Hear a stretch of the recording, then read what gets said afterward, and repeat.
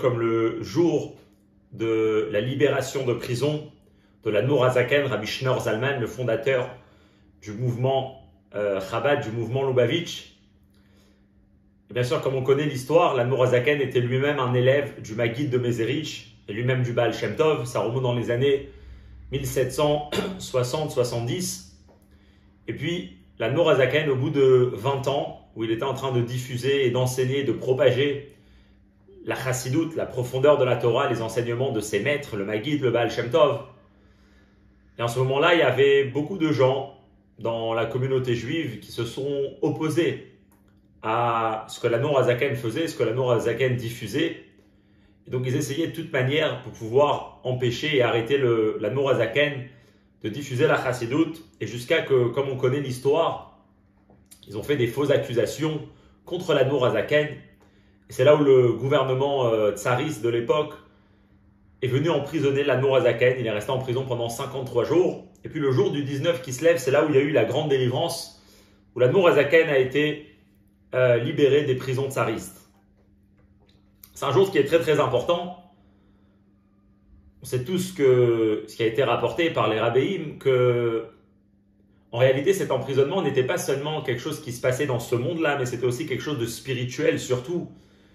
Qu'en réalité, toute la diffusion de l'Admour HaZaken et tout ce que l'Admour HaZaken voulait faire et voulait innover dans amener la profondeur de la Torah à la profondeur du juif pour éveiller la profondeur du monde et du juif, de la Neshama, c'est quelque chose qui était mis en question. Il y avait des grosses accusations spirituelles dans les mondes célestes. Et donc en réalité, lorsque l'Admour HaZaken il a été mis en prison, c'est qu'on devait mettre un stop à tout ça. Et puis le jour où il a été libéré, c'est que finalement le verdict spirituel dans le cieux céleste a été donné comme quoi on peut diffuser la chassidoute, et c'est comme ça qu'aussi l'Admour HaZaken a été libéré. Et ça, c'est un peu le côté comme ça, un peu spirituel, mystique de l'histoire. Mais concrètement, il y avait une accusation, et il y avait un groupe qui se sont opposés aux chassidim, et que finalement, le jour de Yutet qui se lève, on a vu comme quoi c'était la main des chassidim qui était supérieure, qui était finalement, c'est eux qui avaient réussi. Et l'Admour HaZaken, comme ça, ça a l'air, comme on apprendra aujourd'hui, il savait que peut-être cela pouvait amener les chassidim à avoir un certain comportement de mépris envers les mitnagdim, envers les opposants. Bien sûr, on ne parle pas ici des opposants qui étaient des grands tzadikim, on parle vraiment des gens qui cherchaient à des personnes qui n'avaient pas les meilleures intentions, mais quand même, l'Admour HaZaken, et c'est ce qu'on apprendra aujourd'hui, à la suite de sa libération, il va écrire une lettre qui va diffuser aux chassidim. Et le but de la lettre, c'est de mettre en garde les chassidim, de les avertir de ne surtout pas répondre aux opposants, de ne surtout pas réagir de quelle façon que ce soit envers les opposants, comme il dit, de ne pas avoir le cœur large, de mal leur parler, même pas de leur siffler. On peut essayer de comprendre pourquoi les chassidim seraient arrivés à ce comportement, mais il dit vraiment de se comporter avec une très très grande anava, avec une très très grande humilité, car c'est ça qui doit être le résultat de ma délivrance. Et c'est là où l'Admour HaZaken il va écrire une lettre qui est connue sous le nom de la lettre de Igeret Katonti, qui en réalité reprend un pasouk de la Torah, de la paracha de Vaishlach, comme on verra. Et cette lettre, elle a été, plus tard, elle fait partie des Igeret HaKodesh, de la 4e section du Tanya. C'est la 2e Igeret, la Igeret de Katonti. En fait, ce qu'on apprendra aujourd'hui, donc bien sûr la lettre elle est intéressante, peut-être qu'on fera un cours à part sur cette lettre-là, de l'étudier. Mais la sikha d'aujourd'hui, c'est le rabbi qui va étudier un peu cette lettre et qui va montrer certains détails qui sont en priori pas forcément clairs à première vue, et comment le rabbi va étudier ça, et quel était exactement le message que l'Admour HaZaken voulait faire passer à travers cette lettre qu'il a diffusée aux chassidim. Qu'est-ce qu'il voulait agir, qu'est-ce qu'il voulait faire à travers cette lettre? C'est ce qu'on verra dans la sikha d'aujourd'hui. Alors, l'Admour HaZaken il va utiliser ce pasouk qui en réalité qui va être dit par Yaakov. On connaît l'histoire de Yaakov, le 3e des patriarches qui va partir, qui va quitter sa famille, qui va quitter la terre d'Israël, qui va aller habiter pendant 20 ans chez Lavan à Haran. Et là-bas, ça ne va pas être l'endroit qui va le recevoir de la meilleure manière. Il va avoir énormément d'épreuves, mais finalement, il va réussir. Et comme il dit dans le passouk justement de Katonti, j'ai traversé le Jourdain pour quitter la terre d'Israël uniquement avec mon bâton, et maintenant je reviens et j'ai 2 légions. Il revient avec sa femme, avec ses femmes, ses enfants, avec énormément de richesses, énormément de biens qu'il a acquis quand il était à Haran.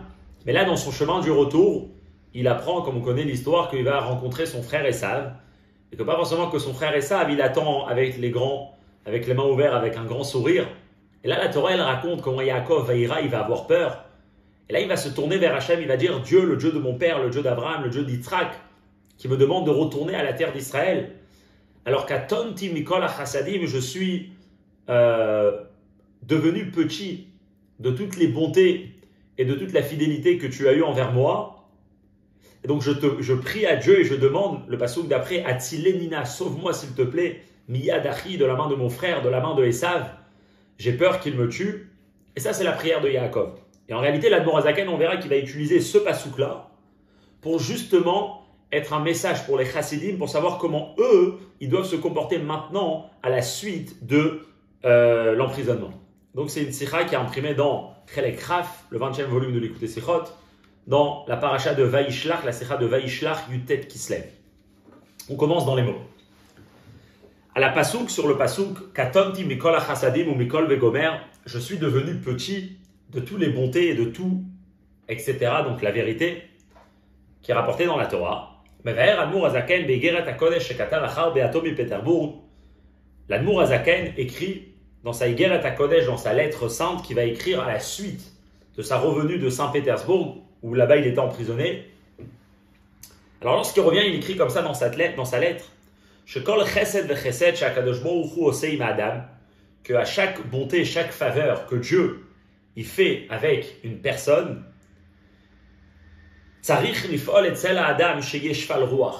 cette faveur que la personne a vécue de Dieu, eh ben, ça doit créer chez lui maintenant de devenir humble, de devenir shfal ruach.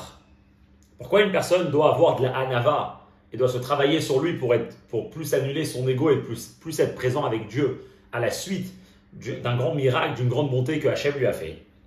Parce qu'il dit comme ça. Et fiche à chesed ou kirvat elokim mamash. Quand une personne il vit quelque chose dans ce monde de bien, c'est en réalité, il est en train de vivre dans la proximité de Dieu. Le fait qu'il a eu ce chesed, cette bonté, c'était Dieu qui était en train d'agir, et donc c'était Dieu qui était encore plus présent dans la vie de cette personne. Et kechol sheigdal la chesed, et plus cette bonté est grande, arekol sheu kamei yoter ou batel yoter kelo vain vaefes.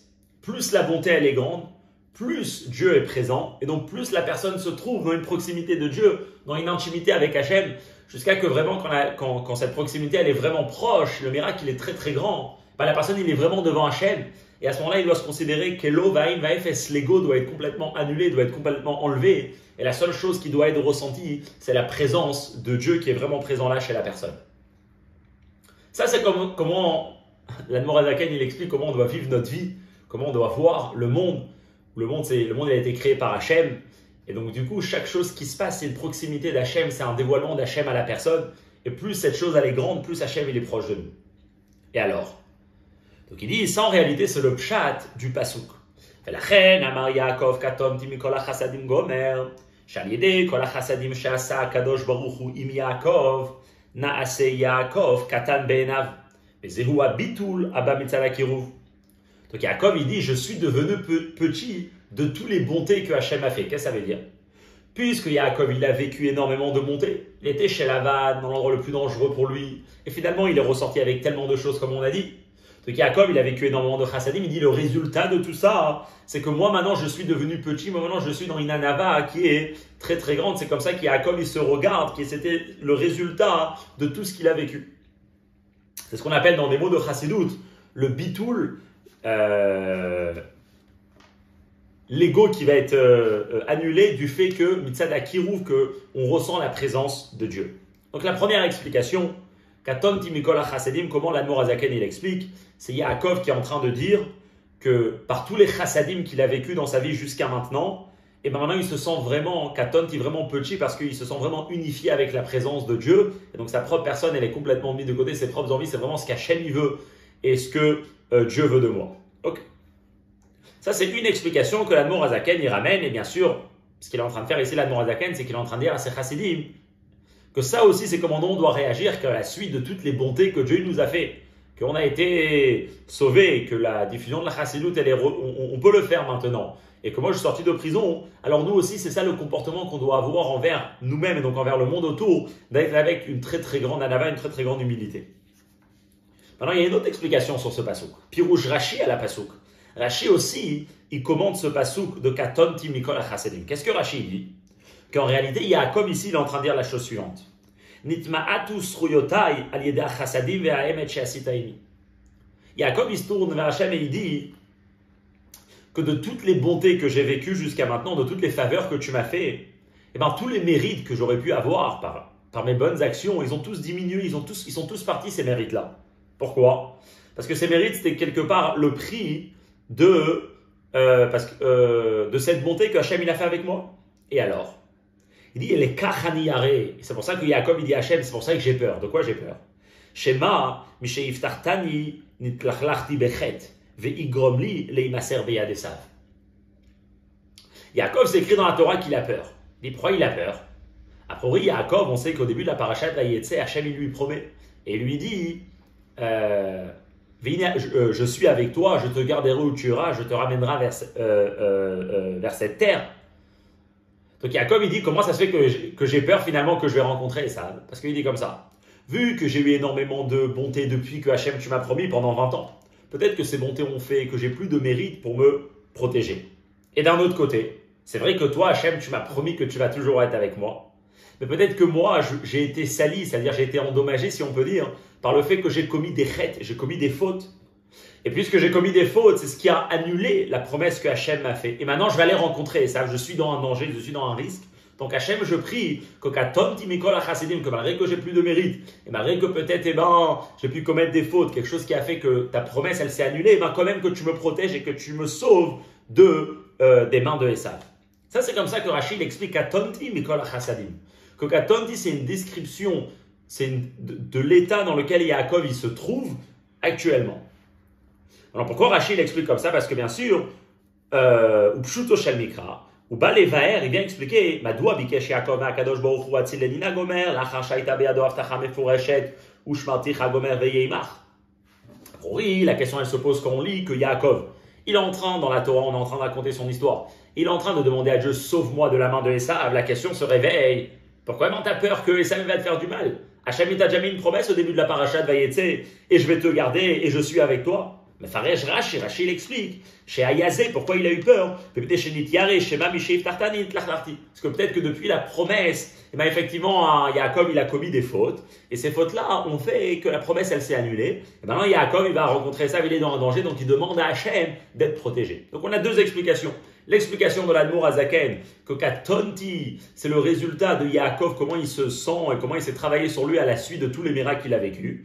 Et il y a l'explication de Rashi, que Yaakov il dit, comme quoi Katonti, j'ai plus mes mérites, et donc justement je suis dans un danger de peut-être que j'ai fait des fautes, la promesse elle s'est annulée, et maintenant Esav il va me rencontrer, il va me faire du mal, donc je demande à Hachem de me protéger.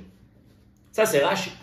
Rabbeinu Azaken mefaresh et atevot Katonti mikol hachasidim gomer, ke'inyan batora ora bavodat Hachem. L'Admour Azaken, dans sa lettre, il n'explique pas comme Rashi, parce qu'il ne vient pas pour expliquer un pshat dans la Torah.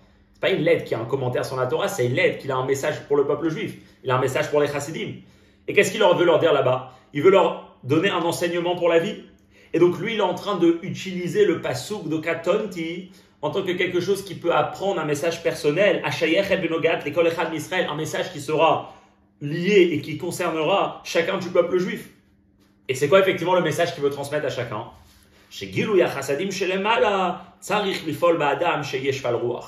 Que lorsque une personne y vit des bontés de Dieu, eh ben ça doit agir chez lui, qu'il devient anav, qu'il devient humble et unifié avec la volonté de Dieu.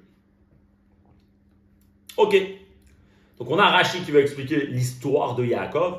On a l'Admour Azaken qui veut donner un enseignement pour le peuple juif, qui veut traduire le pasouk de Katonti pour qu'il soit un message pour la vie, comment une personne il doit réagir à la suite des chassadim qu'une personne reçoit dans sa vie.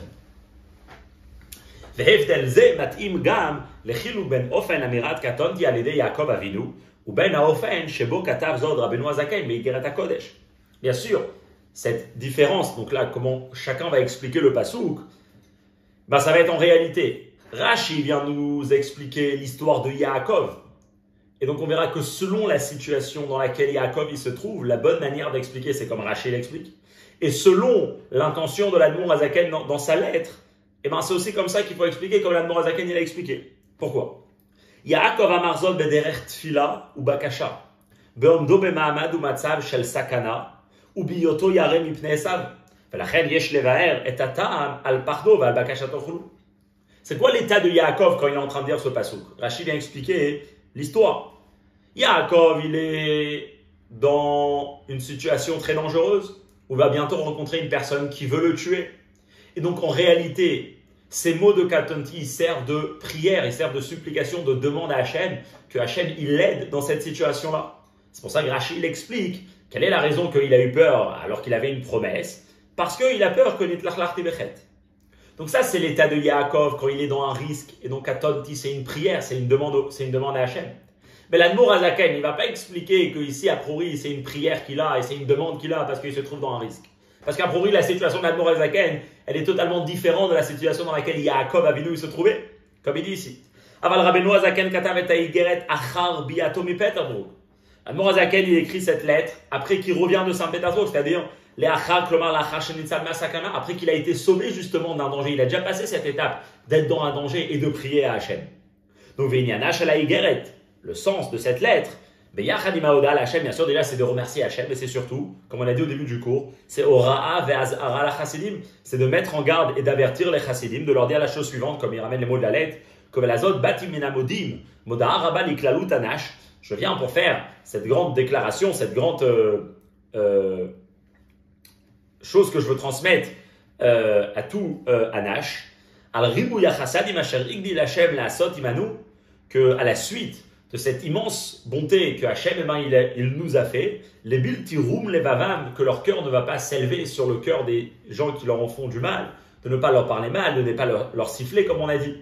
Et vu que ça en fait c'est l'état dans lequel l'Admour Azaken il se trouve, où il n'y a plus de danger, et où il veut transmettre un message au peuple juif. Donc il dit de où on se prend ce message-là, justement de ces mots-là. Donc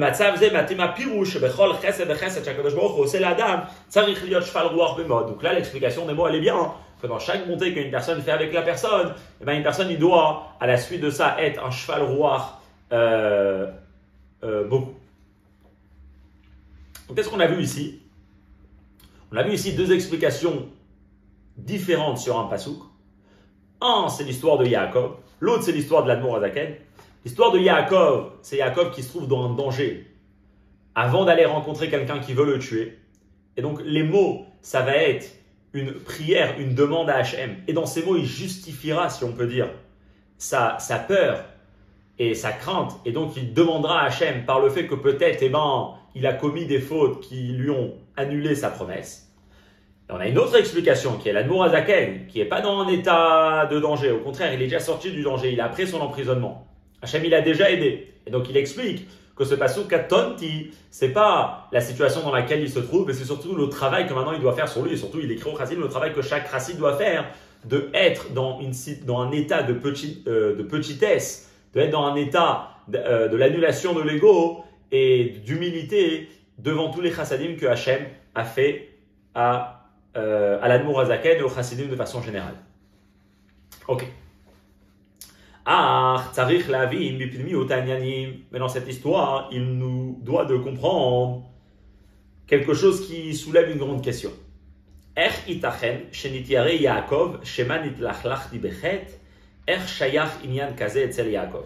Comment comprendre cette histoire de Yaakov, comme Rachid l'explique, que Yaakov craignait et il n'était pas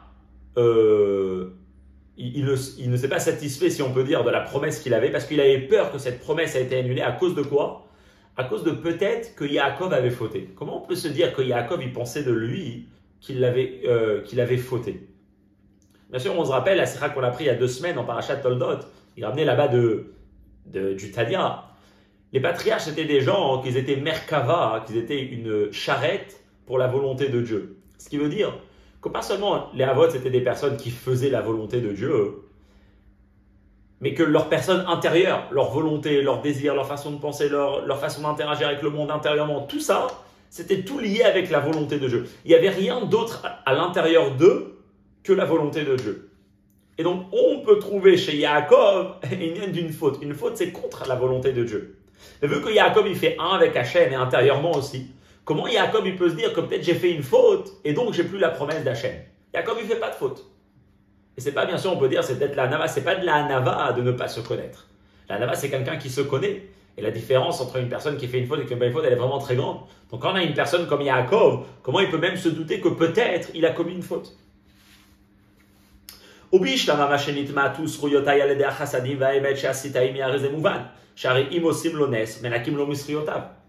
fait que Yaakov dit que j'ai plus de mérite par tous les bontés que Hachem tu m'as fait. Alors le fait que Yaakov peut se dire qu'il a plus de mérite, on peut accepter. La Gemara dit clairement que lorsqu'une personne vit un miracle, on lui enlève de ses mérites. Donc on peut comprendre que Yaakov disait que j'ai plus de mérite à cause ou grâce par tous les miracles que Hachem m'a déjà fait dans les 20 dernières années. C'est bon.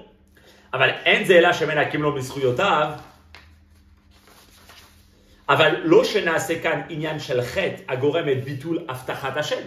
Ça veut juste dire que Yaakov il avait plus de mérite, mais ça ne veut pas dire que parce que Yaakov il a eu des miracles, et bien maintenant Yaakov il peut se considérer comme quelqu'un qui faute, et donc même s'il a eu une promesse que Hachem le protégera, et bien cette promesse elle a été annulée à cause de ses fautes. C'est quand même dur de comprendre comment Yaakov peut se dire Shema nitlach lachti bechet. Et vraiment effectivement cette question on la répondra un peu plus tard. Mais déjà pour lui d'après ce qu'on a expliqué dans le Seif Aleph, donc c'est une question qui est que selon l'explication de Rashi dans la Torah. Que Rashi il explique que Yaakov, pourquoi il avait peur? Parce qu'il pensait qu'il avait fait une faute. Et après l'Admour Hazaken, jusqu'à maintenant on a expliqué que son message de l'Admour Hazaken dans sa lettre, c'est uniquement de dire aux Chassidim qu'eux ils doivent se comporter de façon de petitesse à la suite des miracles qu'ils ont vécus. La question elle est, est-ce que même d'après l'Admour Hazaken, il pensait que peut-être toute cette histoire-là de son emprisonnement c'est lié avec peut-être qu'il y a une faute qui a été commise là. Pour lui, non. Le Rabbi va apprendre que là, que oui. En réalité, l'explication de Rashi, elle est lui reliée avec l'histoire de l'Admour Hazaken. Il dit comme ça. À Dererze, cette même question qu'on a eue par rapport à Yaakov, de comprendre comment il peut se considérer comme une personne, penser qu'il a fait une faute. Et bien, Tzarich Lavin Benogal et Rabbeinu Hazaken, il faut comprendre par rapport à l'Admour Hazaken. Qu'est-ce qu'il y a?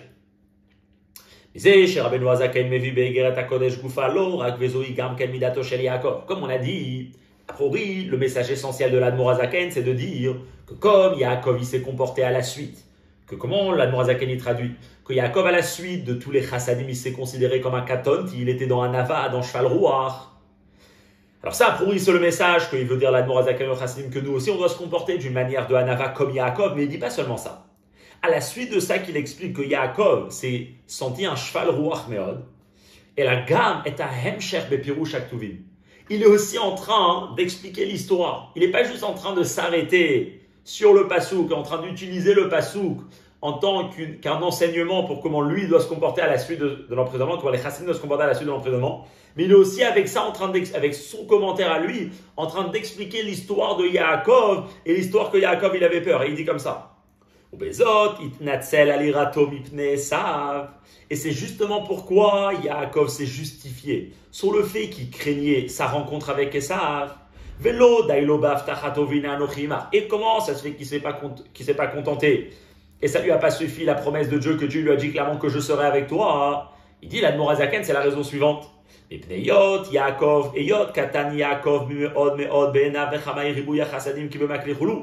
Parce que puisque Yaakov a ses propres yeux, il était vraiment dans une anava très très grande. Puisque comme Yaakov il le dit, j'ai traversé le Jourdain avec mon bâton et maintenant je suis revenu avec 2 camps, 2 légions. Donc cette grande anava qui était un résultat de toutes ces bontés que Hachem lui a fait, a amené la pensée chez Yaakov que que peut-être maintenant il est plus apte et il est plus au niveau d'être sauvé de Esav. Ou que Mahamar Hazal, et c'est d'ailleurs ce que les Chachamim nous disent, et là il ramène l'explication de Rashi qui est basée sur la Gemara, que Shema, Igrom Achet, que Yaakov il a dit peut-être que la faute a entraîné quoi? Sheninme Be'enav Shechata, que ça lui semblait à ses yeux Yaakov qu'il l'avait fauté, et donc c'est pour ça qu'il n'était pas rassuré uniquement par la promesse de Dieu, et donc il sentait le besoin de prier à Hachem. Qu'est-ce que l'Admour Hazaken ici il est en train de faire? Mashma Aleph. Ashapirouch Admour Hazaken bekatonti gomer, dekae, à la bitoul, Abba mitzad ribouy achasadim, mitzad kirvat Hashem, shayach le pirouche apashut, dekae al irato shel Yaakov, le fichelin bebenav shechata. Premièrement, qu'est-ce qu'on apprend de là? Qu'en réalité, quand l'Admor Hazaken, il est en train d'expliquer que Yaakov a eu un bitoul très très grand à la suite de la proximité de Dieu que Yaakov a vécu, qui étaient les bontés que Hachem lui a fait. Mais en réalité, c'est aussi lié avec le fait que Yaakov s'est senti, que Yaakov pensait qu'il avait commis une faute et donc à cause de ça, il a eu peur. Ce n'est pas deux explications différentes. L'Admor Hazaken, il relie les deux explications en disant, effectivement, c'est ce que le Rabbi va un peu développer plus tard, que le fait que Yaakov pensait qu'il avait fauté, c'était aussi lié avec cette petitesse, avec ces katnout qui étaient un résultat des miracles que Hachem lui avait fait. Alors, il reste à comprendre quel rapport. On peut dire que cette petitesse, c'est juste que Yaakov il était Béhanava, c'est parce que quand il est Béhanava, que maintenant il doit se penser qu'il a fauté. On est encore avec la question que le Rabbi a posée. Qu'est-ce que ça veut dire que Yaakov a fauté? Mais le point que le Rabbi ici veut faire, c'est que dans la lettre de Katanti, et ça c'est le grand chidouche, comme on verra à la suite de la Sikha, l'Admor Hazaken, il n'est pas juste en train de donner un message aux chassidim, comment ils doivent se comporter à la suite des grands miracles. L'Admor Hazaken, il est aussi en train de dire que peut-être, dans l'histoire de Yaakov, il y a un lien entre le bitoul que Yaakov il a eu et le fait que Yaakov pensait qu'il avait commis un chet, qu'il avait commis une faute. Deuxième chose qu'on ressort de ce lien, bête, chez Gamze, Nogea le Matzav, chez Bohamad, Rabbeinu Hazaken, Achar, Beatom et Petarbo. Comme on a dit, l'Admor Hazaken, il n'est pas en train de faire un commentaire sur le pasuk, il est en train d'écrire une lettre. Et pourtant, dans sa lettre, il écrit que ça que Yaakov s'est senti petit, c'était un résultat du fait qu'il pensait qu'il avait fauté.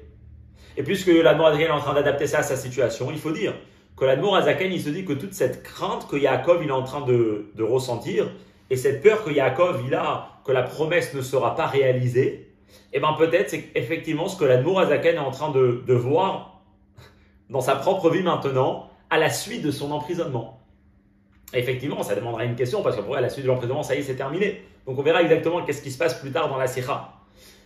Mais la question ici qu'il faut voir, c'est que pour l'Admor Hazaken, de quoi il a peur? C'est-à-dire finalement, il ne va plus rien rencontrer. Il a déjà tout terminé avec l'histoire de l'emprisonnement. Et c'est là, comme on a dit au début de la Sikha, qu'il faut comprendre que l'emprisonnement de l'Admor Hazaken, ce n'est pas juste quelque chose de matériel. Il y a en réalité ici toute la diffusion de la chassidoute, des sources, de la profondeur de la Torah qui était en question, est-ce que ça allait continuer? Et en réalité, quand l'Admor Hazaken est en prison, c'est tout ça qui va s'arrêter. Et là, maintenant, le Rabbi va arriver à la fameuse histoire que lorsque l'Admor Hazaken était en prison, c'est le Baal Shem Tov lui-même et le Maguid qui sont venus le voir et qui lui ont expliqué qu'en réalité, il y avait une accusation dans le monde, mais que finalement, c'est dans le monde spirituel, dans le Beit Din Shel Mala, et que finalement, cette accusation, elle va être annulée, et l'Admor Hazaken, il va sortir de prison, et il pourra continuer, même encore plus, à diffuser la chassidoute. Maintenant, le Rabbi dira que puisque l'Admor Hazaken, il dit que Yaakov, il craignait que peut-être il avait fauté, et il avait besoin de demander à Hachem,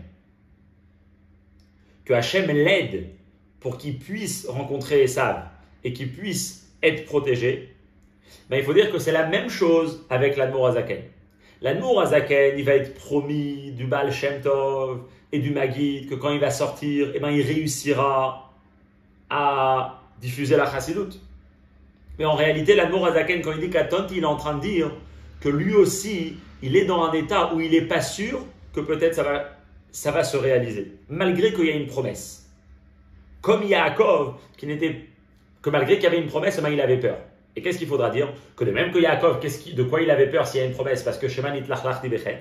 Il faut dire pareil par rapport à l'Admor Hazaken, que peut-être que l'Admor Hazaken, il disait que nitlach lachti bechet, on verra ce que ça veut dire, que peut-être il dit j'étais lié avec une faute. Et ça, c'est ce qui a amené que maintenant, je dois demander à Hachem, que Hachem effectivement aide que cette promesse du Baal Shem Tov et de la Maguid se réalise et je puisse continuer d'en diffuser la chassidoute. Dans les mots. Mais Shlomar, chez Kavanato, les Rames Bazé ici, l'attention de l'Admor Hazaken, c'est de faire allusion à ça. Que chez Mibli, avec Akar, chez Odbioto, Bemaasan, Rekta, Beyado, Aftachatam, chez la Baal Shem Tov et Maguid, chez Yetze, la Chofshim, Yuchal, Achar, Kach, Lamshich, Legalot, Chassidoute, Veod, Beyeter, Sed, Milif, Neze, Af, Alpiken, גם אחר ביאתו מפתח בו מבקש הוא מהקדוש ברוך הוא על זה. que malgré que l'Admour HaZaken, il avait la promesse du Baal Shem Tov et du Maguid, qui pourra continuer encore plus à diffuser Chassidut, et bien quand même après qu'il est sorti de son emprisonnement, il demande à Dieu que Dieu puisse vraiment concrétiser cette promesse et qu'il puisse continuer à diffuser la Chassidut. Et c'est ça le Chidouche, c'est comme on avait terminé dans Seif Aleph. On voulait dire à la base que l'Admour HaZaken, il utilisait le pasuk que en tant que message sur comment se comporter. Katonti, c'est que comment se comporter. Et c'est Yaakov que dans son histoire, il demande à Hachem.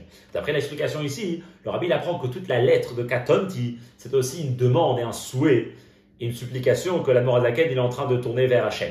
Et qui, bien sûr, elle est liée parce que malgré qu'il a une promesse qui va continuer son travail, sa mission de diffuser la Chassidut, mais quand même, il sent qu'il a besoin de demander à Hachem à cause que l'itlachlachti bechet. Et ve'enu mouvan, ketzad shayach etzel Rabbeinu HaZaken, inyan shel katonti shema yigrom achet. Comment c'est possible de dire que chez l'Admour HaZaken, il y a une idée comme ça de katonti, que je suis petit, ça veut dire quoi? À cause que la faute, que j'ai fauté, et donc du coup, je suis dans un état où les promesses vont s'annuler. Donc juste pour conclure, qu'est-ce qu'on a vu? On a vu deux pshat sur le mot katonti. Un, c'est la demande de Yaakov à Hachem, qu'Hachem le sauve, malgré qu'il a eu une promesse, parce que peut-être que Nirtlachti Bechet. Deuxième, c'est l'explication de l'Admour HaZaken qui veut dire aux Chassidim qu'à la suite des miracles, il faut être Bekatnout, il faut être Be'anava, parce qu'un miracle, c'est une proximité avec Hachem, et quand Hachem il est présent, c'est le moment de lui laisser la place et de se comporter comme il veut, et de ne pas mettre l'ego en avant. Le rabbi a expliqué qu'en réalité, même la lettre de l'Admour HaZaken était liée avec l'histoire de Yaakov. Et l'Admour HaZaken ici aussi, il était en train de demander à Hachem que malgré qu'il a eu une promesse du Baal Shem Tov, du Maguid, que son travail continuerait, quand même il sentait que peut-être Nitlachlachti Bechet. Et donc il demande à Hachem que Hachem il puisse faire qu'il puisse réaliser sa mission de diffuser la Chassidut. Et donc bien sûr, on reste donc pour l'instant avec la première question qui est qu'est-ce que c'est Nitlachlachti Bechet par rapport à des personnes comme Yaakov et l'Admour HaZaken. Ok. C'est Yves Guimet. De façon générale, on peut expliquer l'idée de Nitlachlachti Bechet de la manière suivante. שכאשר עולה אדם לדרגה נעלית יותר, אזי גם עניינים שלא נחשבו לחטא בהיותו במדרגה התחתונה, נחשבים הם לחטא במעלתו עתה.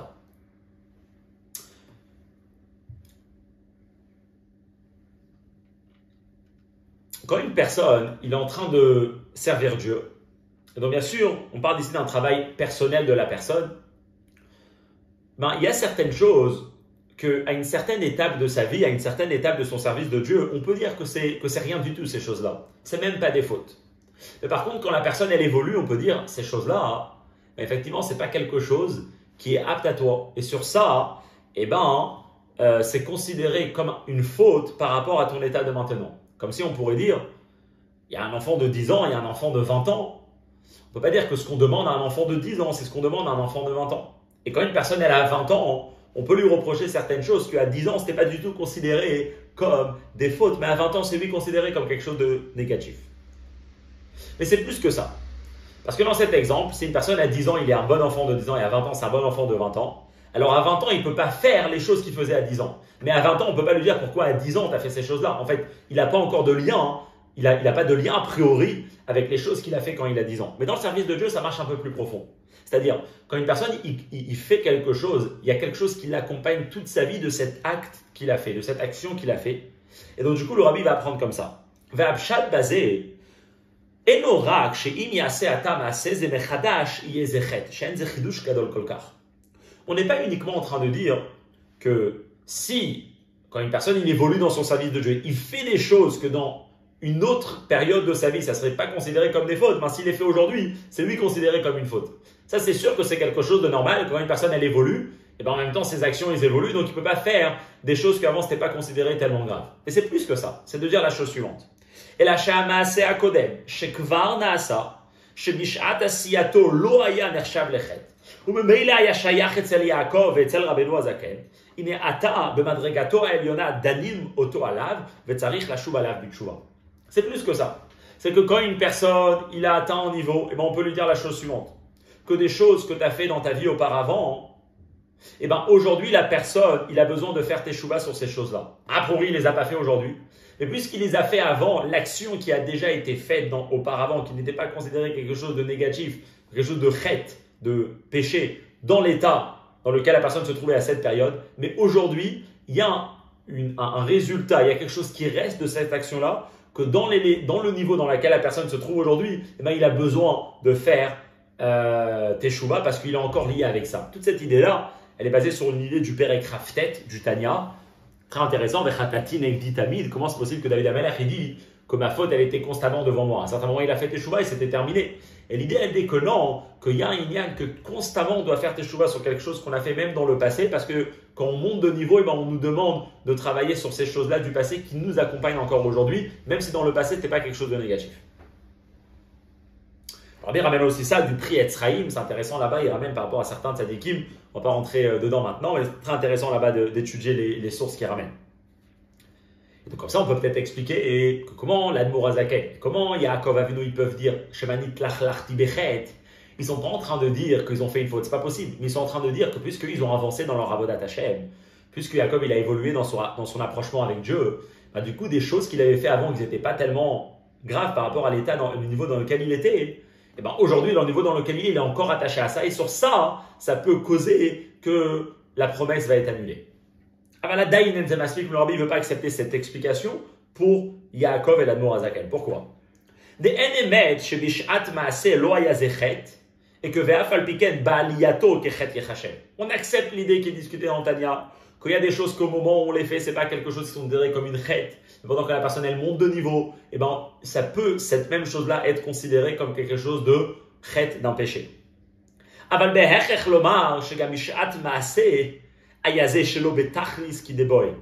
כי אם הכל היה בתכלית כדבעי, הרי גם לאחר מכן אין שייכת תשובה על זה. Il faut quand même dire qu'on parle de certaines choses, de certaines actions, de certaines pensées, qu'ils ne sont pas parfaites, même au moment où la personne elle a fait. Parce que si effectivement on parle de quelque chose qui était betachlit qui débaillait, c'est-à-dire complètement parfait, et bien à ce moment-là, qu'est-ce qu'on demande plus tard à la personne qui a besoin d'arranger? On s'imagine tous que même une personne qui fait teshuvah, il n'a pas besoin de faire teshuvah sur le fait qu'il a mis les tefillin. Donc tout le monde est d'accord que mettre les tefillin, c'est quelque chose de bien. Donc si on lui dit que tu dois arranger quelque chose, que dans le passé, ce n'était pas considéré comme une faute, mais aujourd'hui que tu as monté de niveau, c'est lui considéré comme quelque chose de pas bien, hein, on comprend tous que c'était, dans les mots, le rabbi l'Asraël en Yiddish, le rabbi l'a corrigé en Yiddish, il dit là-bas, il dit, on comprend tous que c'est pas glatézard, c'est pas quelque chose de lisse, c'est un peu bossu, c'est pas quelque chose de parfait, c'est pas glatte, l'action sur laquelle la personne elle a besoin de faire teshuvah, qu'elle a besoin de se corriger. Et donc si c'est comme ça, on peut bien comprendre que de des personnes comme Yaakov, et plus tard comme l'Admour Azaken, même ces choses-là, ils n'étaient pas amenés à les faire. On parle des personnes, ils étaient complètement Merkava Hachem, il n'y avait rien de eux qu'on pouvait leur reprocher dans le comportement qu'ils ont eu, même du passé, puisqu'à chaque fois ils étaient au maximum de comment Hachem il voulait qu'ils soient. Caché, donc on reste avec la question comment on peut dire une telle chose de Nitlach Tibechet par rapport à Yaakov ou la Charzé Beno Galera Beno Azaken et plus tard par rapport à l'Admour Azaken. Ok. Et donc de ces questions-là qu'on a eues ici, que c'est quoi Nitlach Tibechet, et des deux explications qu'on a eues sur comment commenter le Katonti Mikol HaChasadim, et que finalement le Rabbi a relié les deux explications. Là, dans Seif Dalet, le Rabbi va rentrer dans une nouvelle explication, une nouvelle idée. Le Rabbi va la rapporter du Panim Yafot. Le Panim Yafot, c'est Rabbi Pinchas Hurwitz, le Baal Afla, un élève aussi du Maguid.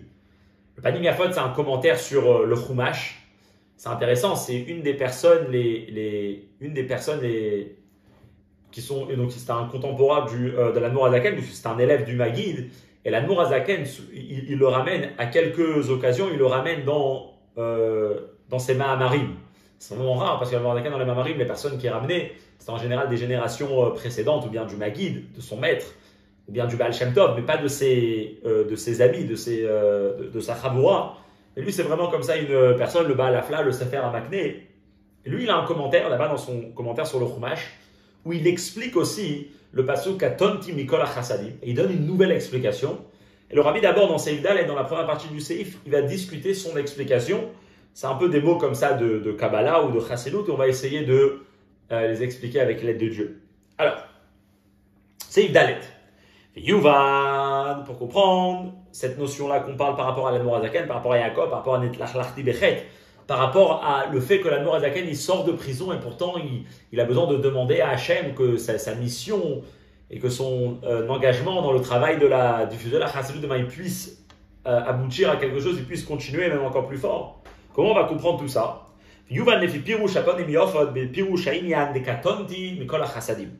Ok. On va comprendre ça selon l'explication du Panim Yafot, donc sur le pasuk Katonti Mikol HaChasadim. Il dit comme ça le Panim Yafot.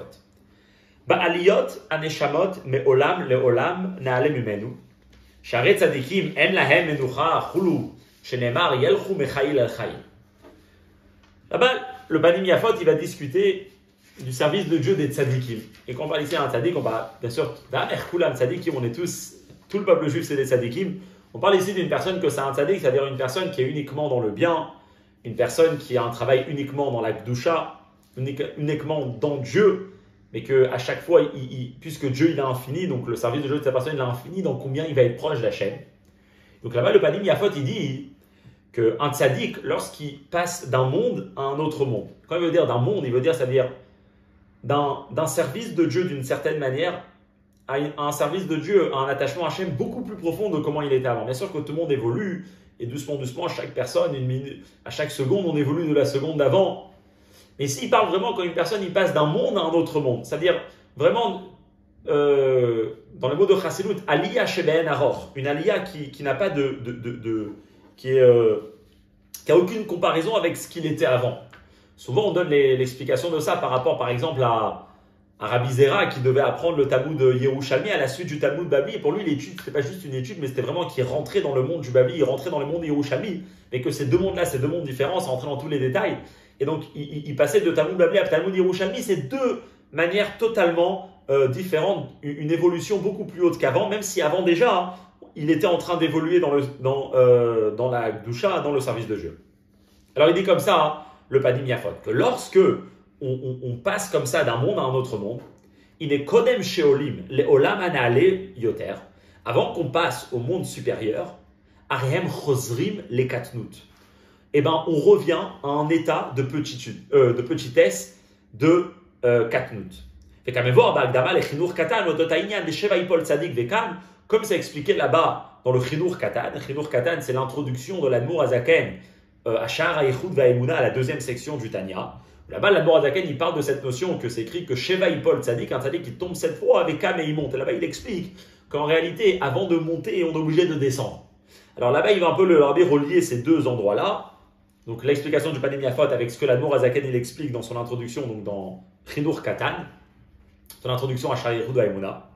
Et donc il dit une idée intéressante que, ou ben la Shana Panim Yafot, dans les mots du Panim Yafot, ben gadlut rishon ve gadlut sheni yesh katnut sheni.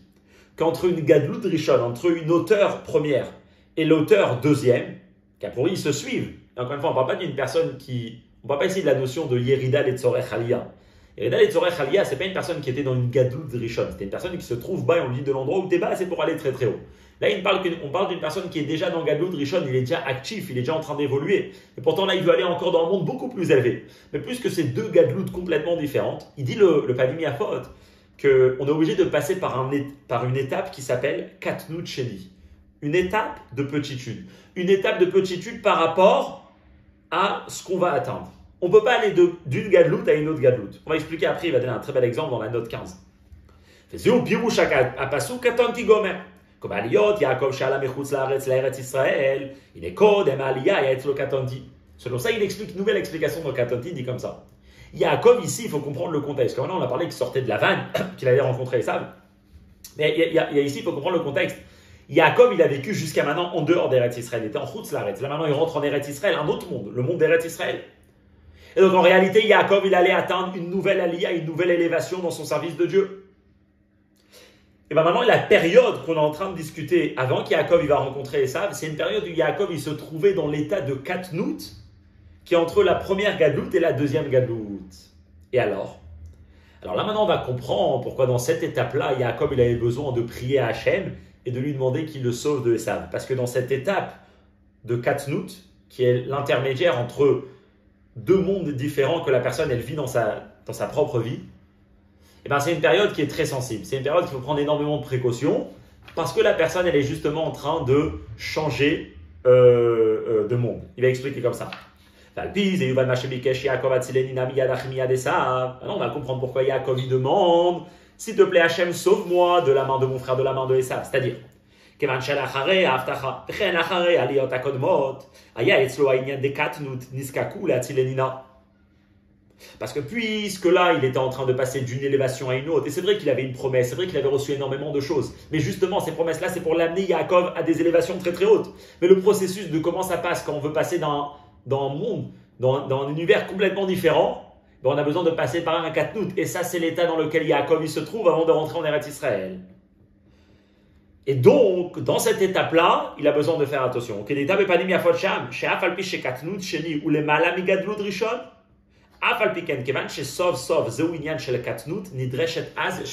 expliquer ce qu'il vient de dire. On explique la fin, il dit quoi? Il dit que dans cette étape-là, vu qu'on appelle une étape de petitude, de katnout, avant d'atteindre une gadlout, on a besoin de shmira gdola, on a besoin d'une très grande précaution, une très grande protection.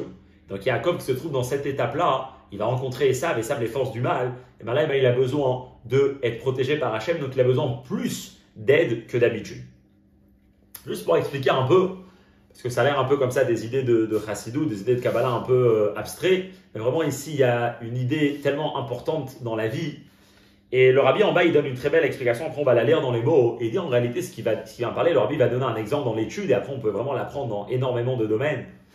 C'est qu'il y a une personne qui va être actif avec son esprit, c'est-à-dire il va étudier, il va apprendre quelque chose, il va travailler un sujet, et il va vraiment comprendre quelque chose. Il va arriver à ce qu'on appelle Gadlut Rishon, il va arriver à une première hauteur, il va arriver à une première conclusion, à une première profondeur d'un sujet, d'une certaine compréhension. Que cette compréhension, bien sûr, c'est un effort, bien sûr, c'est une hauteur, c'est une grandeur. Mais là, après, la personne, à la suite, qui comprend le sujet, eh ben, il aura une question qui va venir sur toute sa façon qu'il a compris jusqu'à maintenant. Il aura une tellement de grande question qu'il sera complètement dans la confusion et il sera complètement bouleversé. Parce que tous les fondements qu'il a construits, qu'il a compris jusqu'à maintenant et qu'il pouvait s'arrêter, mais de là, il arrivait à une grosse question qui a remis en question tout son fondement. Et c'est seulement après où il va aller encore chercher plus loin que là, il va réussir à comprendre le sujet. Mais bien sûr, cette fois-ci, son niveau de compréhension, il va être beaucoup plus profond que la première fois où il a compris quelque chose. Et ça, c'est comme ça que ça marche dans l'intellect, dans la compréhension d'un sujet. Et là, c'est très intéressant. Parce que si on analyse un peu l'histoire, en réalité, quand la personne il est dans la confusion, il est dans un niveau plus élevé que la première compréhension qu'il avait. Parce que sa compréhension qu'il avait, c'est ce qui l'a amené justement à poser cette question et à rentrer dans cette grande confusion. S'il n'aurait pas compris la première étape, il n'aurait pas eu la question. D'autres personnes, ils n'ont pas la question qu'il a parce qu'ils n'ont pas déjà compris le sujet. C'est parce qu'il a compris qu'il arrive à cet état de confusion. Donc dans les mots qu'on a lu là, qu'on vient de dire maintenant, le Katnout Sheni, il est plus grand que le Gadlut Rishon. La question, le bouleversement et l'état de perte dans lequel la personne il est plus haut que le Gadlut Rishon. Mais d'un autre côté, et c'est ça qui dit le Panim Yafot, dans cette étape-là, on a besoin de plus de précaution. Parce que plus que la personne il n'est pas dans l'étape de compréhension, mais il est dans une étape de confusion, de bouleversement, c'est là où il a vraiment besoin de tenir et d'être concentré pour ne pas perdre le fil conducteur, si on peut dire, et pour pouvoir arriver à répondre à ce problème-là, et comme ça arriver à une profondeur beaucoup plus profonde. Tout ça, c'est ce que le Rabbi explique, on va lire au milieu de 15, il dit en bas au milieu de la ou ke'alia lesechel gadol ve'amok, comme atteindre une idée très très grande et très très profonde. Chez Udafka l'idée à kushiot, on peut arriver uniquement par des questions amevalbelot oto le gamre misechel arishon, qui vont complètement le perturber de sa première idée, de sa première compréhension. Il ramène ça du Pelach Harimon, cet exemple il est rapporté qu'on vient de dire là, alors à la base c'était pas Nignafot, mais là l'exemple qu'on a raconté avec le Sechel, il ramène du Pelach Harimon, c'est Rabbi Hillel Paritcher, un élève bien sûr de l'Admour Azaken ou de l'Admour Aemtsaï, ça tombe bien pour la date, on fait ce cours. Et voilà, il dit comme ça. C'est vrai que consciemment, si on voit cette personne en quel état il se trouve quand il a ces questions, il est complètement perdu de la première idée qu'il avait en tête. C'est pour que d'ailleurs, une personne dans ces moments de concentration, il doit être pas du tout, il doit faire attention de ne pas du tout se distraire, parce que sinon il va tout perdre le cheminement. Donc il a besoin d'énormément de protection. Mais en réalité, cette chute, cette obscurité intellectuelle n'est pas une chute. Bien au contraire. Akusha Ba'a. Pourquoi il a eu cette question? Parce que justement, il a compris quelque chose qu'auparavant il ne comprenait pas. Et donc c'est grâce à ça, ça fait partie de l'Aliyah, ça fait partie de l'élévation. Et ça, c'est un exemple pour nous expliquer comment Gadlut Rishon, pour arriver à Gadlut Sheni, pour évoluer dans la vie dans certaines étapes, on ne peut pas être uniquement dans l'évolution, mais on a besoin d'avoir une période d'obscurité, une période d'incertitude, une période où il y a énormément de doutes, une période où une personne doit être vraiment protégée dans ces moments-là, parce que sinon, il est plus, si on veut dire, vulnérable à certaines choses qui peuvent le déranger. La vérité qu'on prend dans la vie personnelle, c'est vraiment une idée qui est très très forte. On verra comment après le rabbi il a adapté cette idée dans la vie de l'Admour Hazaken. C'est un rabbi qui peut nous expliquer cette idée. Mais vraiment dans la vie de la personne où des fois il nous dit, c'est vrai que généralement, étape 1 amène à l'étape 2, étape 2 amène à l'étape 3, et plus on est actif, encore plus. Mais il dit parfois dans la vie, quand une personne il change vraiment de monde, et bien là effectivement ça peut peut-être passer par une période de katnout. C'est quoi cette période de katnout? C'est une période où la personne il est beaucoup plus sensible, où une personne il est beaucoup plus... il doit prendre beaucoup plus de précautions parce qu'il est beaucoup plus vulnérable à certaines tentations ou à certaines idées qui peuvent le menacer malgré qu'il a déjà fait un travail personnel auparavant, mais parce que c'est l'étape et c'est la manière comment il va atteindre une élévation beaucoup plus grande et donc après une solidité et une force beaucoup plus sûre qui sera bien sûr pas du tout menacée par tout ça. Yaakov, il a peur de Esav uniquement parce qu'il est dans l'étape de Katnout. Le jour où il atteindra sa Gadlout, il pourra faire face à son Esav. Comme c'est connu dans l'histoire, que Yaakov, finalement, après, il va lui réussir à être face à Esav. Ok. Ça, c'est l'explication du Panim Yafot sur l'idée de Katonti qui nous apprend une idée intéressante. Que parfois, une personne, avant de faire face à un très grand niveau, à une évolution beaucoup plus élevée, ben, il a besoin de passer par une étape de Katnout.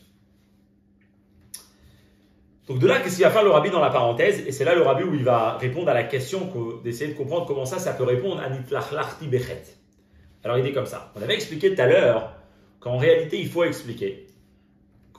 Comme ça, le rabbi l'a appris dans la lettre de Katonti, que l'Admour Hazaken, il est en train de relier les deux explications. Que quelle est la raison? Comment ça se fait que Yaakov, comment ça se fait que Yaakov, il pense que Nitlachlachti Bechet, il pense qu'il a été touché par une faute. Après, l'Admour Hazaken, c'est lié avec tous les chassadim, avec toutes les bontés que Dieu lui a envoyées.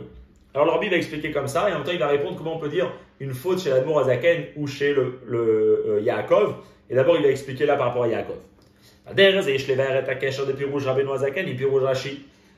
Maintenant, on pourra expliquer quel est le lien entre l'explication de l'Admour Hazaken sur Katonti et l'explication de Rashi sur Katonti. Déjà, premièrement, à Pirouj Beinyan Shema Nitlachlachti Bechet Umi Lashod, Ani ou Shlomo Beni Chataim, Chisaron Katnut Ba'avodato, mais les Gabé Ma'amado ou Matzavo Achadash. Là, il va dire, il ne faut pas comprendre Chet, faute comme transgresser la volonté de Dieu. Ça, c'est sûr que ni Yaakov, ni l'Admour Hazaken, ils étaient shayach à ça. On parle de personnes qui étaient des Merkava pour Hachem, donc ce n'est pas possible de commettre une faute. Mais il y a une autre explication au mot Chet. Et il ramène ici, ça raconté, c'est le fameux exemple qu'on ramène souvent dans Chassidut. On ramène du passouk dans Melachim, où là-bas il y a la fameuse histoire quand, à la fin de la vie de David Amelech, qu'il y a son fils Adoniyahu qui commençait a priori à décider d'être roi. Et a priori c'était Shlomo son autre fils qui devait l'hériter, qui devait continuer la royauté de David. Et donc il y a eu toute une histoire où finalement il y a Bathsheba, la mère de Shlomo, qui va rentrer voir David et qui va lui dire « Écoute, toi tu vas bientôt quitter ce monde. Et si on ne réagit pas maintenant, et ben elle dit comme ça à la mère, donc Bathsheba elle dit Ani ou Shlomo béni, moi et Shlomo mon fils, on sera chataïm. Au sens simple, si on connaît le mot chet, fauteur, on sera des fauteurs. C'est quoi on sera des fauteurs? C'est David Amelech, il quitte ce monde et Shlomo n'est pas roi, et ben c'est des fauteurs. Qu'est-ce que ça veut dire des fauteurs? Effectivement, Rachid sur place il dit il ne faut pas dire le mot chataïm fauteur, mais il faut dire chasserim, on va être manquant. C'est quoi? Si toi tu quittes le monde maintenant et tu ne mets pas en place que c'est Shlomo qui va t'hériter, vu que Adoniyahu il est déjà en train de mener il est en train de monter son royaume, etc. Et ben moi et Shlomo, on sera manquant de la grandeur de laquelle on pouvait avoir qui est continué la royauté de David. Donc on voit que le mot chet peut être lié avec un manquement. Ok. Le rabbi va dire, c'est quoi nitlachlachti bechet?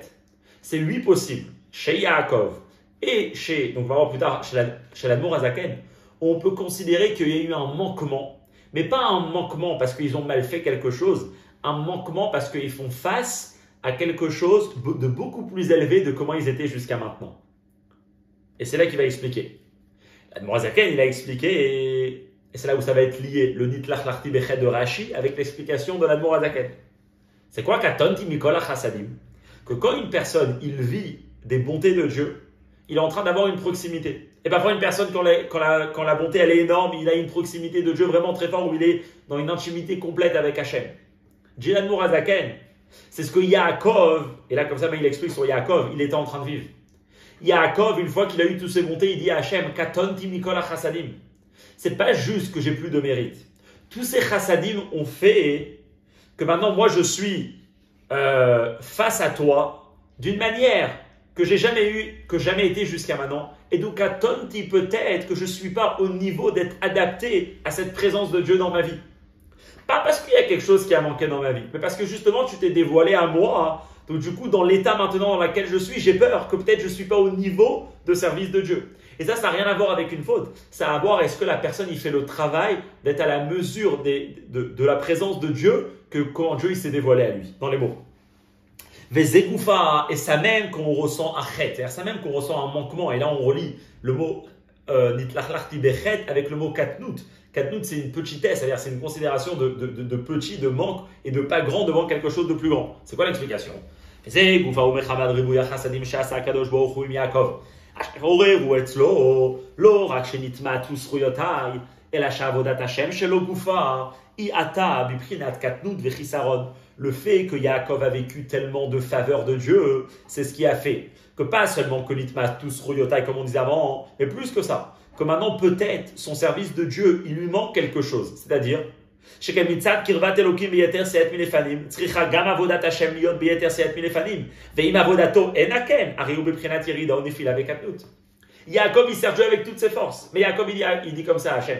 Puisque Hachem, il s'est dévoilé à moi, donc ce qu'on attend de moi maintenant, c'est beaucoup plus fort que tout ce que je fais jusqu'à maintenant. Alors c'est possible que peut-être effectivement, en katonti, de ne pas être à la mesure du service, de la présence de Dieu qui est présente maintenant dans ma vie. Et ça, Yaakov, il peut oui. Alors, bien sûr, on s'imagine que Yaakov, il n'était pas dans... même ça, c'était bien. Mais là, maintenant, on peut comprendre comment on peut avoir un Yaakov qui est nitlachlachti bechet. Parce qu'effectivement, quand on parle d'être au niveau de ce que Hachem, il veut de nous, et surtout quand on a une proximité tellement avec Hachem, alors là, Yaakov, il peut se dire que peut-être à cause, si on peut dire, ou grâce à tous les chassadim que Hachem il a fait, à toute cette kirvat Elohim, cette proximité que j'ai eue avec Hachem, ben moi, je me ressens comme un katonti, que mon avodat Hachem, elle n'est pas au niveau.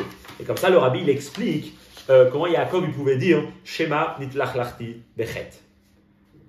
Alors, une fois que le rabbi il a terminé, si on peut dire, d'expliquer le pshat, comment on l'explique, de relier les deux pirushim, que c'était un peu le but de cette sikha pour expliquer la lettre de l'Admour Hazaken. Maintenant, le rabbi va dire que tout ce qu'on a appris jusqu'à maintenant sur Katonti, eh ben, en réalité, c'est ce que l'Admour Hazaken il est en train de dire sur lui-même. Et là, ça va être très intéressant. De même, on peut comprendre en ce qui concerne toute l'histoire de l'Admour Hazaken. C'est intéressant parce que vraiment on voit comment une histoire pourrait un emprisonnement d'un tzaddik. Bien sûr, on connaît toute l'histoire, mais vraiment ici le rabbi est en train de montrer comment il y a des choses beaucoup plus fortes qui sont en train de se passer lorsqu'il y a une histoire qui se passe avec un tzaddik. Il dit comme ça le rabbi. Yadoua, שהעניין יפוצו מעיינותיך החוצה על ידי האדמו"ר הזקן התחיל בעיקר לאחרי ביאתו מפטרבורג. והרי זה מורה על גודל העלייה, גדלות שאליה הגיע האדמו"ר הזקן לאחרי פטרבורג בהשוואה לגדלוס שלפני פטרבורג.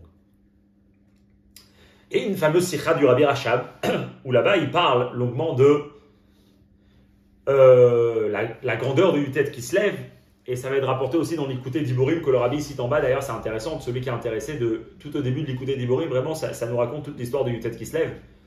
Et là-bas, le Rabbi Rachab il dit que le Yafutsu Ma'yonotecha Chutza, qui est diffuser les sources de la Chassidut à l'extérieur, au monde entier, donc diffuser la Chassidut, la profondeur de la Torah, comment c'était chez l'Admour Hazaken, c'était bien plus fort après Pétersbourg qu'avant Pétersbourg. Ou Pétersbourg. Pardon.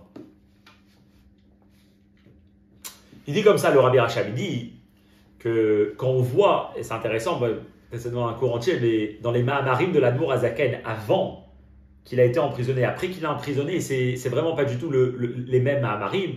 Avant, ils étaient beaucoup plus courts, beaucoup moins élargis les idées. Par contre, après, c'est vraiment avec une abondance. c'est vraiment beaucoup plus large. On peut voir vraiment la différence. Celui qui fait attention, comme ça, il dit, il peut voir une différence dans l'Admour Azaken, dans sa chassidut d'avant et sa chassidut d'après. Ce qui veut dire qu'il y a, si on peut dire, le niveau de Gadlut de l'Admour Azaken avant son emprisonnement, et là, un autre univers, un autre monde dans lequel l'Admour Azaken il va être après qu'il va être emprisonné. Et donc, si c'est comme ça, en réalité, ici, on fait face à une histoire de l'Admour Azaken où il passe d'un monde à un autre monde. Vient dire le Rabbi la chose suivante. Ou ben a Gadlut chez Kodem Peterburg, les Gadlut chez les Malama Kodem et chez l'Achar et Peterburg. Entre ces deux niveaux-là, entre le niveau de l'Admour Azaken avant qu'il aille à Saint-Pétersbourg et après qu'il quitte la prison de Saint-Pétersbourg, Aya etzlo ha'inyan de katonti ma'asaro shel l'Admour Azaken. C'est là où il passe par cette katnout, cette petitesse, qui va être celle qui lui permettra finalement d'atteindre la Gadlut qui va atteindre et ce grand niveau-là qu'il aura après qu'il sort de prison. Bien sûr, comme on l'a dit, c'est quand un rabbi qui peut faire une sikha pareille, pour nous expliquer comment ça se passe dans les mondes des tzadikim. Mais ici, ça sort un très très grand chidouche. Katonti, c'est pas seulement le message que l'Admour Azaken veut dire aux chassidim, que puisque ils ont vécu quelque chose de très fort, et ben comment un juif qui est proche d'Hachem et qui sent vraiment que le monde, c'est pas juste par hasard, mais c'est vraiment Hachem qui est en train d'agir. Donc quand il vit un grand miracle, quand il vit une grande délivrance, et ben il a besoin d'être au niveau de cette proximité avec Hachem. Ici, en réalité, l'Admour Azaken, il est aussi en train de dire sur lui-même que l'étape dans laquelle il est, dans l'emprisonnement et peut-être à la suite de l'emprisonnement, Rabbi ramène plus tard dans la note 29, que l'Admour Azaken, il a demandé aux chassidim de ne pas venir le voir jusqu'à après Shabbat Mevachi Badar Sheni. C'est-à-dire, il y avait Tevet Shvat Adar pendant 3 mois. Les chassidim ne sont pas venus le voir. Donc après, il y avait tout un matzav où l'Admour Azaken, dans son Yafutsu Marinoter Achutza, il était vraiment dans une étape de katonti, de petitesse. Le Rabbi dit comme ça. Moi, bien sûr, on s'imagine bien que c'était petitesse, mais le Rabbi va vraiment montrer comment physiquement et spirituellement, l'emprisonnement il a eu un impact sur l'Admour Azaken. Charé. Amasar ayam elouvé beisurim rabim ugdolim. L'emprisonnement était pas juste un emprisonnement dans des prisons, mais c'était vraiment, il y avait énormément de souffrance. On ne parle pas beaucoup de ça, enfin c'est pas tellement connu. Mais pour lui, l'Admour Azaken, pendant ces 53 jours, il a souffert énormément physiquement. Vekayadua sharab levi Yitzhak mibardichov. Ta'an klape Rabbeinu Azaken menoga lemasaro. Madua nasal ketefav et amasa agadol azé. C'est raconté dans l'écouté d'Iborim que plusieurs années après l'emprisonnement, Rabbi Levi Yitzhak de Berdichov, qui était un ami, lui aussi un élève du Maggid, donc un ami de l'Admour Azaken, il lui a dit, par rapport à son emprisonnement, pourquoi l'Admour Azaken a choisi, c'est une idée à part, à discuter, mais pour commencer qu'il a choisi d'aller en prison et de porter sur ses épaules cette grande charge de quoi? De Ribouy Gadol Kolkar Shel Issour et Klal Israël, Issourim Shel Mala, Issouré à Nefesh, Issouré à Gouf Shel Achem. Areaya Efshar Lifol Zot Alidem Akifim. Il lui a dit, comment ça se fait que vous avez subi les souffrances de l'ensemble du peuple juif, des souffrances de l'âme et des souffrances du corps? Il était en train de dire que l'Admour Azaken en prison, il prenait sur lui, pas seulement sur lui-même, mais il prenait vraiment des souffrances qui devaient arriver à l'ensemble du peuple juif. C'est l'Admour Azaken qui l'a pris ça sur lui. Et le Rabbi Levi Yitzhak qui lui dit, a priori, si l'Admour Azaken il a fait quelque chose à travers la prison spirituellement, il aurait pu avoir ce qu'il veut à travers les makifim. Alors on va pas rentrer dedans parce que là-bas, dans le côté de Brim, c'est intéressant. Il explique et il dit, l'Admour Azaken après il lui a répondu, il lui a dit que lui sa kavana et sa shlichut, c'est dira betartonim, c'est le inyan de pnimiut. Bon, toute une discussion intéressante. Le point que le Rabbi il veut soulever de cette discussion, c'est qu'on voit que physiquement l'Admour Azaken il a souffert. C'est un katonti kipshuto. Dvarim ele amar arav la bitra mibadisha benogal isurei amasar gufa ולאחרי זה באו האיסורים בג' השעות שלאחרי המאסר שהיו אצלו צער גדול יותר מכל המאסר. Alors cette souffrance qu'il a subie, que c'était des souffrances de l'âme, des souffrances du corps, que c'était des souffrances de tout le peuple juif, que le Rabbi Yitzhak lui parlait de ça, ça c'est que les souffrances de l'emprisonnement. C'est connu qu'à la suite de l'emprisonnement, l'Admour Azaken, quand il a été libéré, il est arrivé à la mauvaise adresse, il est arrivé chez quelqu'un qui lui a fait énormément de mal. Et là-bas, c'est raconté qu'il est resté 3 heures chez lui jusqu'à qu'on a trouvé l'Admour Azaken chez ce monsieur. Et les souffrances, il dit là-bas, les 3 heures qu'il a passées, ils étaient encore plus durs que tous les 53 jours d'emprisonnement. Donc on s'imagine bien, avec une Ken Mouvan, il dit comme ça le Rabbi, Shayazeb de Gilou Inyan Shel Katnut Unefila, Afilou Legabe Madrekat Agadut Akodema Shel Admour Azaken. Le niveau de l'Admour Azaken, malgré qu'un tzaddik qui va Mechaïl El Chaïd, il monte de niveau en niveau, mais dans cette période-là, L'Admour Azaken, il n'était pas dans Mechaïl al-Chaï, il n'était pas de niveau en niveau, mais avant, il avait une certaine galoute, il était en train de diffuser, il était dans un certain état, même physiquement, et là, pendant cette période, il a une chute. Il a une chute par rapport au niveau qu'il était avant. Bien sûr, le Rabbi dit en parenthèse Begilul, parce que d'après ce qu'on a expliqué, on comprend bien que cette chute, ça fait partie de l'élévation, parce que c'est qu'un résultat de l'élévation. Mais concrètement, l'Admour Azaken, il est dans un état de katonti. C'est comme ça, par rapport aux souffrances que l'Admour Azaken il a subies. Et pareil, on peut apprendre ça avec Ken Nire Midi Brekvod ou Shalamon Borachad Nishmato Eden. Sheav Shekashel Omar Ken, Afalpiken Are Ken Hi Ametziut. שגילוי האור שבא לאחר פטרבורג נולד על דרך מאמר הז"ל, הזית כשקודשין אותו מוציא שמות. Et une autre phrase du Rabbi Rachab, par rapport à l'Admour Azaken, par rapport à toute cette histoire de l'emprisonnement et à toutes ces souffrances que l'Admour Azaken il a eues, il dit la chose suivante, le Rabbi Rachab. C'est vrai que c'est dur de dire ce qu'on va dire, mais c'est une réalité, donc on va la dire.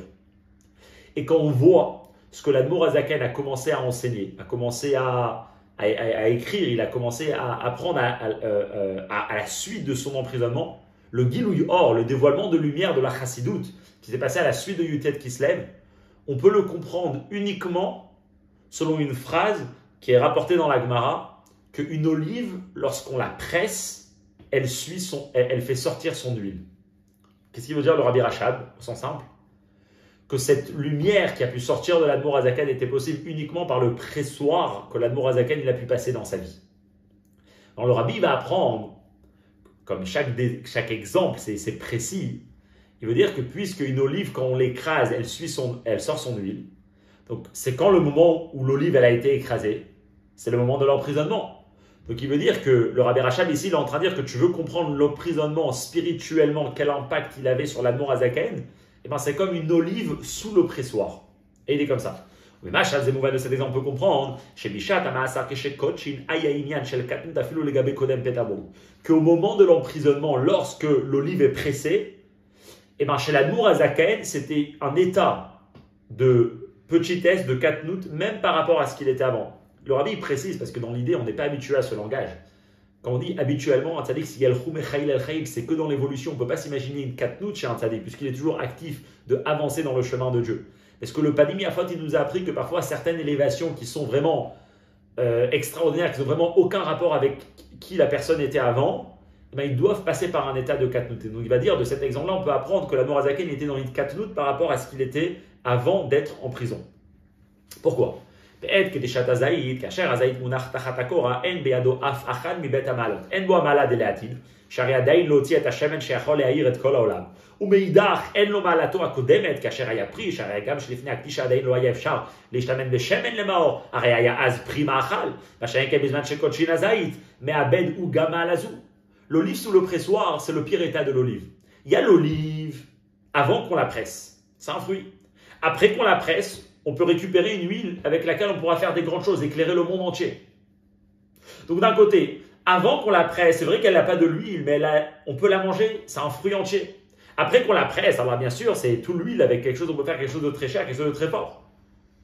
Mais l'étape du milieu, c'est ni un fruit, parce qu'elle est complètement écrasée, et ni de l'huile, parce que l'huile, elle est sortie, elle n'est plus dans l'olive. Le Rabbi Rachab, il veut dire que si on veut comprendre l'emprisonnement, c'est l'olive sous le pressoir. Qu'est-ce qu'il dit le Rabbi? On peut comprendre par rapport à ces 53 jours que l'Admour Azaken il a passé dans les prisons de Tsariste. Que c'est sûr qu'il n'y avait pas la diffusion de la chassidoute comme c'était après qu'il a quitté Saint-Pétersbourg, après l'emprisonnement, et la Sheaz, mais c'est plus que ça. Bishat Amassar, au moment où il était emprisonné, Aflo Aita Yechola Litkayem Afatzat Achassidout Beofen, Sheasazot Admour Azaken Lifne Peterbourg.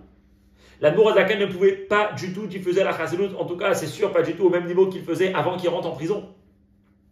Et donc, qu'est-ce qui se passe ici? On a un état où l'Admour Azaken, depuis qu'il est venu dans ce monde, Tafkouf, et l'Admour Azaken, il a 54 ans à cette époque-là, 54 ans ou 53 ans, et l'Admour Azaken, il a vraiment diffusé énormément de chassidout. Quand il rentre en prison, il y a un arrêt complet dans toute la mission de l'Admour Azaken. Et ça, c'est l'état de katonti que l'Admour Azaken il est en train de décrire dans sa lettre. Alors on peut dire, à propos, jusqu'à maintenant, on apprend que c'est quoi le katonti de l'Admour Azaken, parce que l'Admour Azaken, Pachout, il était en prison, il n'avait aucun contact avec le monde extérieur. Comme le Rabbi là-bas, il explique dans la Sikha, il dit, Tafshin Rafé, la Sikha, elle a été dit en 1965, en 1964, 65, Vaishlach. Et là-bas, le Rabbi il dit que l'emprisonnement de l'Admour Azaken, c'était pas comme l'emprisonnement de son fils. L'Admour Haïm plus tard, l'Admour Haïm il avait le droit d'avoir des chassidim, devant qui il disait chassidut. L'Admour Azaken, il était vraiment seul et aucun contact avec le monde extérieur. Et donc il y avait vraiment un arrêt complet sur la diffusion de la chassidut. La vérité, on peut dire que pourquoi ça savoir avec Katonti de l'Admour Azaken, peut-être la chassidut, elle n'était pas diffusée. Mais lui-même, il était dans un niveau très bien. Et là, le Rabbi va dire quelque chose de très fort. Que tout l'Admour Azaken, son Inyan, c'était diffuser la chassidut. Et donc du coup, quand la chassidut n'est pas diffusée, c'est l'Admour Azaken lui-même qui est dans un état de katonti. Et cette idée-là qu'on vient de dire jusqu'à maintenant, que pendant cette période-là, la possibilité de diffuser la chassidut a été complètement arrêtée. C'est quelque chose qui concerne l'Admour Azaken lui-même, c'est pas juste lui-même, il est dans un état très très bien. Et bon, le monde, il ne profite pas de la chassidut. L'Admour Azaken lui-même. Donc il apprend ça. Le Rabbi, il dit comme ça, le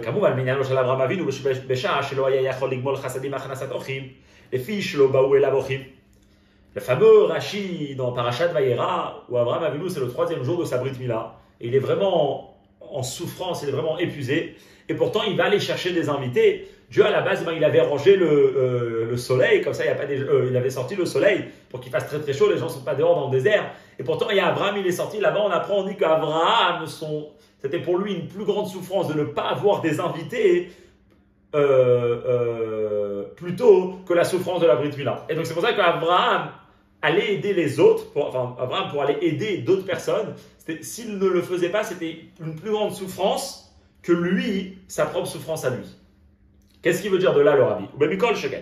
Im kanu bigmulut chasadim begashmiut velarviim vekodem matan Torah alachat kama vekama lacharem matan Torah velivnei Israël keshamedubar betalmud Torah umikol sheken betalmud Torah derabim velachat kama betmimut Torah.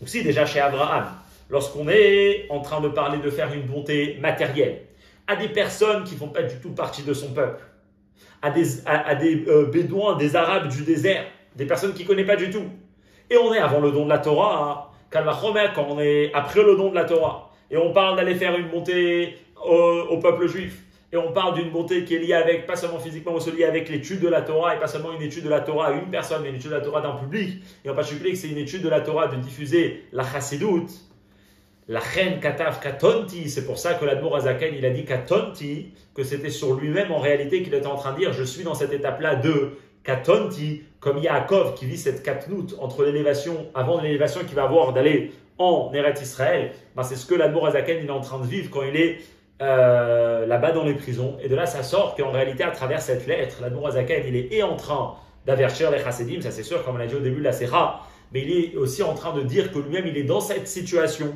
où peut-être, il y a un vrai danger pour la diffusion de la chassidut, et malgré la promesse, parce que là, c'est dans l'état de Katonti, et donc en réalité, ce qu'il est en train de faire, c'est de prier, c'est de demander à Hachem qu'il puisse, lui, réussir à arriver à atteindre à ce nouveau niveau de diffusion de la chassidut, comme Baruch Hashem, ça s'est passé concrètement, ou comme le Rabbi Rachel, il a dit, la chassidut d'après Yutet Kislev, c'est vraiment une autre chassidut, et la diffusion, c'est un autre niveau de diffusion que comment c'était avant Yutet Kislev. Là, c'est la fin de la Sikha. Le Rabbi termine en Seivav et il dit Bechol Shana Veshana, dans chaque année, Chozrim Venishnim Otam Einyanim, les événements se répètent. Quand quelque chose d'important se passe une certaine année, quand l'année d'après, le jour il revient, et les événements de l'année précédente se repassent, et comme ça pendant tout le long de l'histoire. Donc en réalité, toute cette histoire qu'on apprend sur le Katonti, que l'Admour Azaken était en train de vivre, et sur la demande que l'Admour Azaken, il était en train de demander à Hachem qu'il puisse finalement faire ça, c'est quelque chose qui se répète chaque année. Et puisque tout commence de la Torah, tout lié avec la Torah, c'est pour ça que le Shabbat qui va précéder Yutet Kislev, comme cette année, et comme tous les autres années, ou bien des fois ça tombe vraiment, Shabbat Parashat Vaishlach, le Shabbat de Yutet Kislev, on va dire la Parashat de Katonti, Mikol HaChasadim, qui est lié Pachout avec l'époque que Yutet Kislev s'est passé. L'histoire de Yaakov, on ne sait pas exactement dans quelle période de l'histoire ça s'est passé, mais l'histoire de Yutet Kislev où il y a l'Admour Azaken qui était dans cet état-là et qui a demandé à Hachem qu'Hachem il fasse que ça se passe de la bonne manière, c'est vraiment dans la période du Yutet qui se lève. Donc il dit en réalité, qu'est-ce qui se passe? Zoïda kashatam shel Yaakov Avinu, ושל נשיאי ישראל, וכדידה בקהילת יעקב, שנסיר ראשי תיבות ניצוצו של יעקב אבינו ורבנו הזקן בפרט. En réalité, ce passouk, c'est la demande, c'est la prière, c'est la supplication de Yaakov Avinu et de tous les Nessi Israël, que Yaakov, que Nassi, le mot Nassi qui veut dire un maître du peuple juif, c'est en réalité les initiales de quatre mots, Nitzotzo shel Yaakov Avinu, les étincelles de Yaakov Avinu. Donc ce qui s'est passé avec Yaakov, c'est ce qui se passe avec chaque maître de génération. Et donc en réalité, c'est la demande de l'Admour Azaken lui-même, Shemit Palelim, qu'eux sont en train de demander. Et il dit, pas seulement il prie pour eux, mais Vegan Avour Kol Echad mi Israël, mais ils ont une prière qui est aussi pour chacun du peuple juif, que Shemit Bli al Bet Akar Shekatanti Vegomer, que malgré que eux-mêmes, ils peuvent passer des moments de Katonti, malgré que l'ensemble du peuple juif, chacun individuellement dans sa vie, il peut avoir des moments que c'est une obscurité totale sur le niveau qu'il était auparavant. Et ça a l'air que dans ce moment-là, il a besoin d'avoir énormément d'aide. Parce que l'état de vulnérabilité et l'état de précaution que la personne doit avoir, elle est énorme. Puisque il est dans l'état de katnout. Et quand même, c'est une prière où on demande à Dieu que t'es kuyama aftacha, que la promesse de Dieu, que Hachem dit à Yaakov, hetev etiv imach, je ferai du bien avec toi. Et je mettrai ta génération comme le sable de la terre, c'est-à-dire à Charloïs, à faire Merov, qu'on ne pourra même pas la compter tellement il y en a, cette grande bénédiction et cette promesse que Hachem il a fait à Yaakov pour lui et pour toute sa génération, que ça se passe et que ça vient à l'aide de chaque juif qui se trouve dans un état de Katonti, que cette histoire de Yutet Kislev qui était un état personnel de Katonti pour l'Admour Azaken et aussi pour l'ensemble du monde juif, où c'est vraiment le monde de la diffusion de la profondeur de la Torah qui était mis en arrêt. Donc en réalité, on comprend qu'en réalité, c'était juste une étape pour arriver à une diffusion beaucoup plus profonde. Et que cette même chose qui s'est passée avec l'Admour Azaken, que ça se passe avec chacun du peuple juif, que malgré des états de katnou dans lesquels on peut se trouver, qu'on arrive très très prochainement à un grand dévoilement, à réussir à atteindre une gadlout à une vraie hauteur, et que cela se passe de la meilleure manière avec Mashiach très très prochainement. Amen.